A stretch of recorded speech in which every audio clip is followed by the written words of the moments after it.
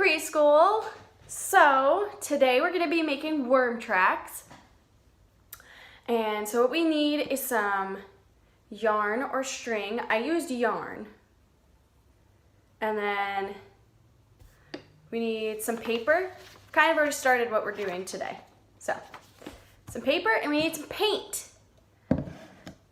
So first thing we're going to do is we're going to take our string and we're going to dip it in the paint. And you can use any color string or yarn you want. Doesn't matter. Whatever color you would like. And then once it's all covered with the paint, we're going to stick it on our paper. Press it down a little bit. And we're going to pull it. And then voila, it makes a track. Why do you think we're making worm tracks today? What have we been learning a lot about lately? And what was our book today? Do we remember?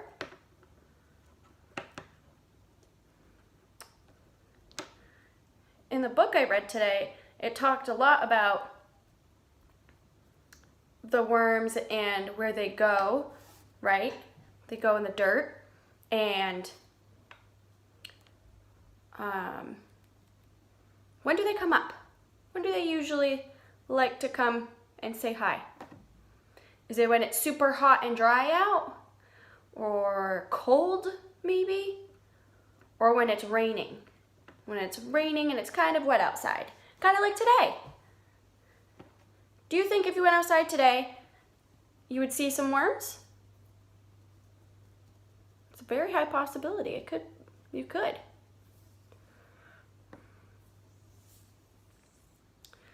All right, so I have my second worm on here. Now I'm gonna take my last one and I'm gonna dip it in the paint. In the paint. Ooh, another thing that I remember reading from the book. I don't know if you guys remember, but do you remember what they do in the winter time? Animals do it too. They go, well, some animals actually do go underground, but for worms, they go deep, deep, deep in the ground under the frost layer.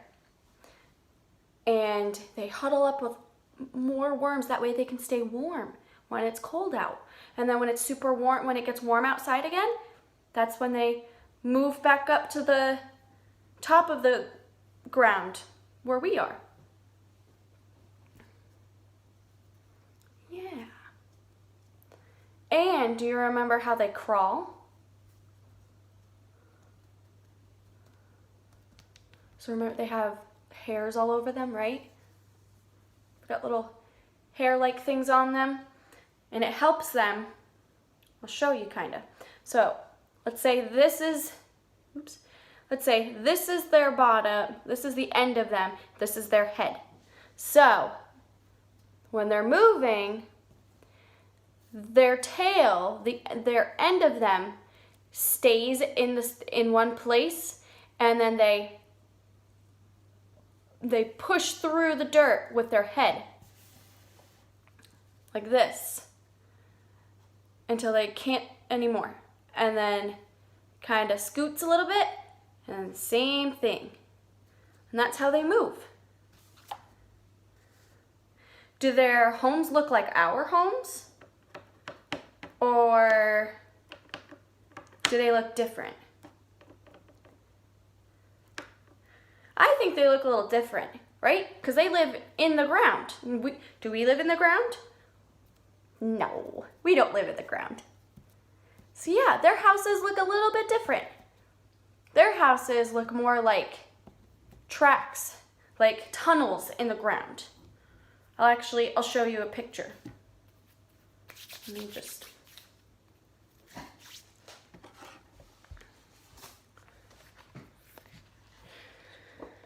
see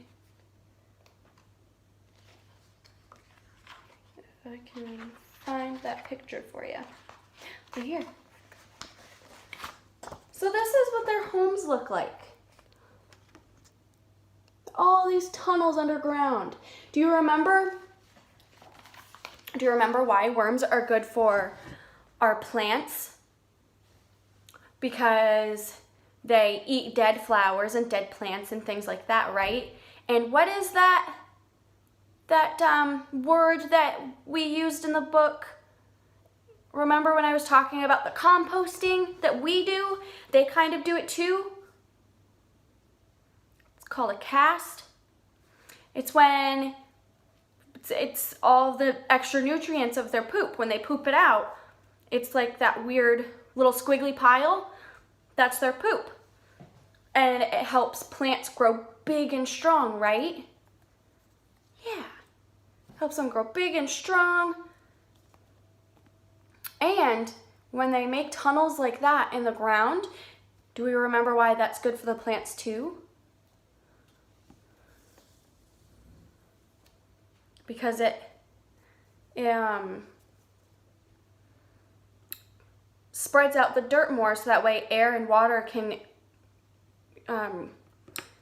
transfer to the plants better, right? That way it's easier for the plants to drink the water and easier for air to flow through it, things like that. So that's why worms are really good for our gardens and for outside, our plants. But why can the world be dangerous for worms? Do we remember that? Worms can be in a lot of danger because other animals like them too. Other animals like birds and foxes and badgers and things like that, they really like worms too. So worms have to be very careful. And us too, we have to be careful of them, because sometimes when we're gardening or we're digging in the dirt or stuff or things like that, we can end up hurting them. I remember in the book, the little boy said that if a worm gets cut in half, it just becomes 2 worms. But that's not true. That doesn't mean that the worm's not hurt. Because if we got cut in half, wouldn't we be hurt? Yeah, that would hurt. So we still have to be very, very careful of worms. And when we find them and if we pick them up, we have to be careful